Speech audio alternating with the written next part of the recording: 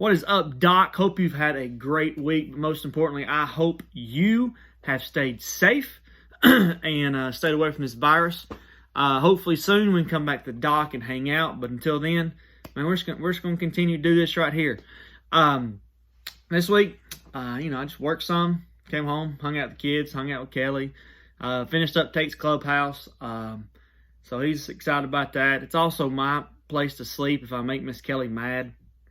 So I made sure it's kind of nice for me and, get to enjoy it with the family. But I want to ask you a question today, and it's a topic we want to talk about that is sometimes it's kind of touchy because people don't want to admit this, but I think all of us to a certain degree deal with this. So we're going to talk about it. We're gonna think about it afterwards, and I'm gonna let you deal with it this week because it's something I've dealt with a lot recently. But what is something that you love? And let me just pause right here. I don't want I don't want the church answer. I don't want you to say what you think I want you to say. I want you to be honest with yourself. What is something you love, like that you spend the most time with? For some of us, it's going to be our, if you have a cell phone. Some of us, it's going to be a game system. Some of us, this is down here in the basement. It's going to be painting your nails. Some of us, this is my case to my phone. It's going to be our cell phone. It's going to be a computer. It's going to be toys. It's going to be whatever. Some of us, we're going to be honest and say, what I love the most is my Bible. So I want you to think just for a minute. What is something you love the most? And when I say love the most, I mean, what do you spend the most time with? What do you think about the most? Okay? So I'm just going to be honest. A lot of mine is either probably my kids, Miss Kelly. I do like playing video games. I don't have a lot of time. Because Tate wants to play and he just don't understand like the games I play of like football and stuff. So I'd have to wait till he goes to bed, and by then I'm just tired. Let's see, what else do I love? I love to watch football, baseball, basketball, any kind of sporting I like. So I'm going to say that is what I love a lot. I do love coming to church. I love picking up my Bible and reading about God. But when I weigh them out, what do I do more? What do I look forward to more? If I'm being honest today, a lot of times it is what I love most to do is my family stuff, sports, games, whatever, because it's what I spend the most time doing. And I'm not saying that is bad. I'm not saying that at all. Family is great. Getting out and playing sports is awesome. Playing video games is fine. I'm not saying that's bad. But when my mind thinks about that 99% of the time each day, we're going to call that what we call an idol. And an idol is something you worship. An idol is something that is not God. And today in the story, if you have your Bible, turn it to the book of Acts. Remember, Matthew, Mark, Luke, John, Acts, chapter number 17. And it's about Paul is teaching to a bunch of people.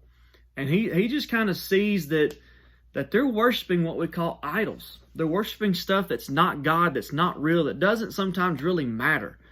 And Paul goes and he talks to him and he says, hey, you know what you're doing is you're worshiping something that's not even real. And you say, Mr. Corbin, what are you talking about? Man, I love video games. Man, I love to sit there and just bam, bam, bam, bam, bam. And if Daryl Lewis wants to play me in some Madden, I mean, come on, Daryl. I'll whoop you right now. You could even bring Tennessee to play, okay? Call it right now. Deal? And I love to play it. But at the end of the day, does it matter? Is it alive? Is it real? No, it's not. Miss Kelly, apparently likes to paint her fingernails. We've got 4 different kinds here. And if that is all she cares about, to an extent, that could be her idol. Television. We've got televisions here. Bam. If that's all I do and that's all I care about, that's my idol. And in Acts chapter 17, that's what Paul was telling these people. He said that he said that he went to Athens and he told these people in Athens, hey, what you're doing is you're worshiping an idol, and it's something that's not real. It's something that doesn't even matter. And Paul began telling these people in Athens, hey, here's what matters. And Paul began telling about God and about Jesus and how he loves them and how he loves us and how he came and died for us. And these people in Athens are like, what? And Paul's like, hey, this is what matters. You know, and again, to back up and not to beat, to say it a lot, but, you know, family, it matters. It's not a bad thing. Doing extracurricular activities, it's fun. It's not a bad thing. Playing video games, they're fun. They're not a bad thing.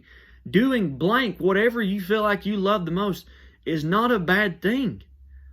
But when it takes place, if you have a pecking order of 1, 2, 3, 4, and God's supposed to be 1, if that thing, video games, is number 1, and then God is number 2, that's the problem. That is when you put something before God, and that is when it becomes the problem and becomes an idol. It's what you worship. So here's what we're going to talk about today. Is Paul told these people in Athens, hey, what you're doing, you're worshiping something that's not real.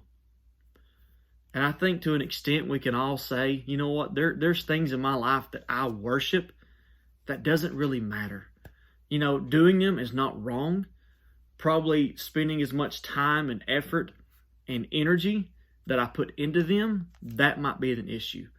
So you say, Mr. Corbin, what are you talking about? Okay, so listen. Let's say at the end of the day, I put Tate in bed and I have 3 hours. Let's say I put Tate in bed at 8 and I stay up to 11 and I have 3 hours. What if I fill my 3 hours of nothing but video games? It's not bad. I mean, you know, play Madden, play basketball, play baseball, something, you know, that's not bad. But then I go lay down at 11 o'clock at night and I realize, hey, you know what? I've not even opened my Bible today. And you know how you get when you're really tired? You're like, So, and I open up my Bible to Acts chapter 17. I'm reading about Paul in Athens telling these people about idols. And here, let's just be honest. Here it is. Now while Paul was waiting. So let's just say this. You just gave your idol of video games 3 hours of your undivided, energetic attention. You just gave God like 15 seconds of half asleep. There's the issue. Is you're putting stuff that does not really matter above something that matters. You say, Mr. Corbin, what matters? Here's what matters. Is that one day we are all going to stand before God.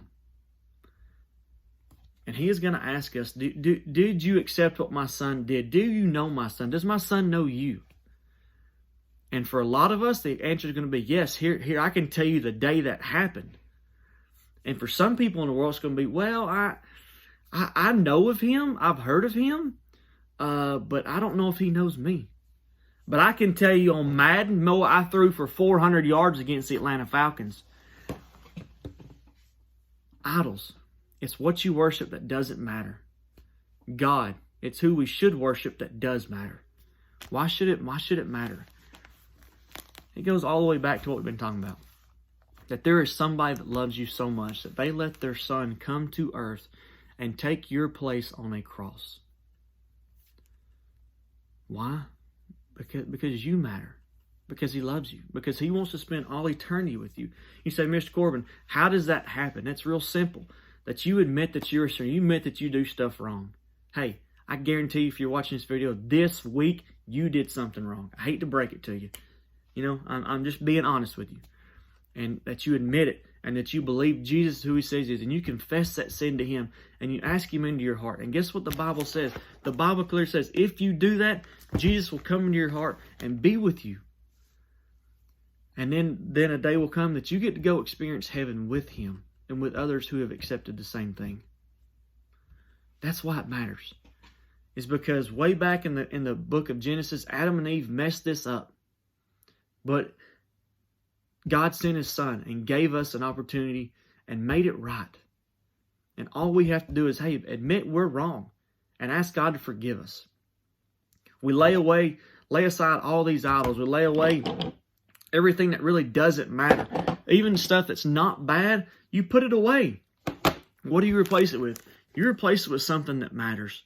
And that is God, and that is His Word. And that is not only accepting it, but something we always talk about. Not just accepting it, but telling it. So you sit here thinking, okay, Mr. Corbin, I've accepted what God has done with me, and I try to keep Him number one. That is awesome. I am proud of you. So what do I do now? Tell somebody. Go find a friend. Go find somebody in your family. Go find somebody that needs to hear the same thing, and go say, hey, you know what? Let me tell you about what you should really worship. You tell them, guess what? They accept it. What are they going to do? Then they're going to go tell. And eventually, you know what? People are telling people about Jesus and something that really matters. And that is God, because He loves you. So, hey, if you have any questions, you want to talk, contact me, contact Pastor Daryl, contact somebody at the church. Let's talk. Maybe you decide today, hey, you know what? I don't know who Jesus is. I need to talk more. Maybe you said, you know what? I want to learn how to tell somebody about Jesus. Man, we will have those conversations with you. Hey, Doc, I love you, I miss you, and I hope real soon we get to hang out again.